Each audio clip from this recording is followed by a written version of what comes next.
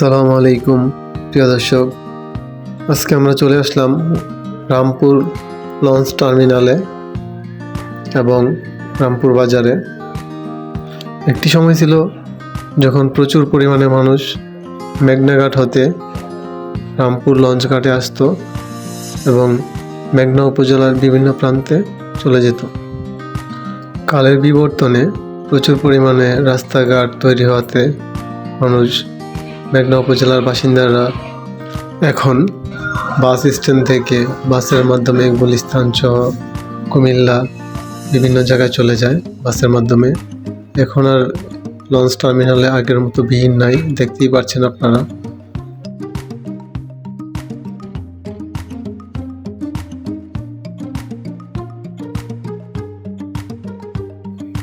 প্রিয় দর্শক, আপনারা দেখতেই পাচ্ছেন রামপুর লঞ্চ ঘাটটি এখন প্রায় বিলুপ্তের পথে।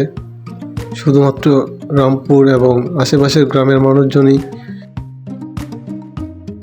যেহেতু রামপুর লঞ্চঘাট হতে বাস স্ট্যান্ডের দূরত্ব অনেক বেশি, তাই আশেপাশের লোকজন মেঘনা ঘাট হতে তাদের শেষ ভরসা হিসেবে লঞ্চই পারাপার হতে হয়। প্রিয় দর্শক, আমরা এখন রামপুর বাজারে চলে আসলাম। আপনারা দেখতেই পাচ্ছেন যে রামপুর বাজারটা অনেক বিশাল। এই বাজারটি যেহেতু নদীর পার, এই জন্য প্রচুর পরিমাণে ফ্রেশ মেঘনা নদীর ফ্রেশ মাছ পাওয়া যায়। আপনারা চাইলে মাছ কিনতে পারেন রামপুর বাজার হতে, ফ্রেশ নদীর মাছ। প্রিয় ভিউয়ার্স, কোনো প্রকার স্কিপ না করে ভিডিওটা তাহলে দেখতে থাকুন।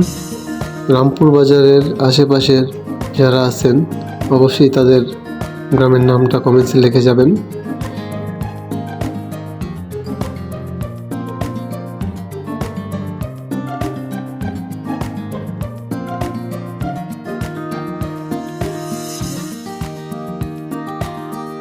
প্রিয় বন্ধুরা, আপনারা অবশ্যই দেখতে পাচ্ছেন রামপুর ইউনিয়ন ডিজিটাল সেন্টারটা, যেটাকে আমরা বোর্ড অফিস বলেও জেনে থাকি। আপনাদের কাছে কীরকম লাগছে অবশ্যই জানাবেন কমেন্টসে, লাইক শেয়ার করবেন, আমাদের সাপোর্ট দিবেন। প্রিয় মেঘনাবাসী, আপনাদের জন্য অনেক কষ্ট করে আমরা ভিডিও তৈরি করি।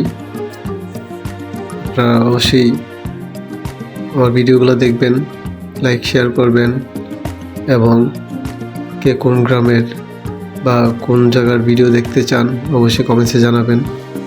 আপনাদের চাহিদা অনুযায়ী আমরা ভিডিও তৈরি করব ইনশাল্লাহ।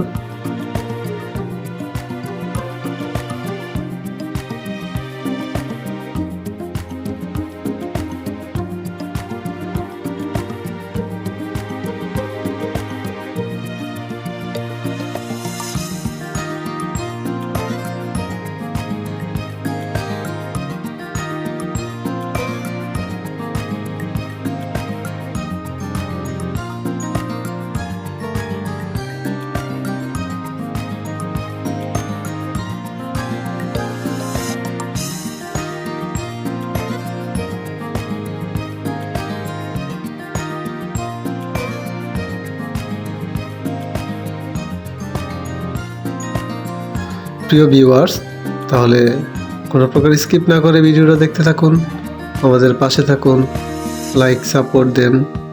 এরকম সুন্দর সুন্দর ভিডিও দেখার জন্য অবশ্যই আমার চ্যানেলটাকে সাবস্ক্রাইব করে রাখবেন। আজকের মতো বিদায় নিচ্ছি রামপুর বাজার থেকে। আসসালামু আলাইকুম রহমতুল্লাহি বারাকাতুহু।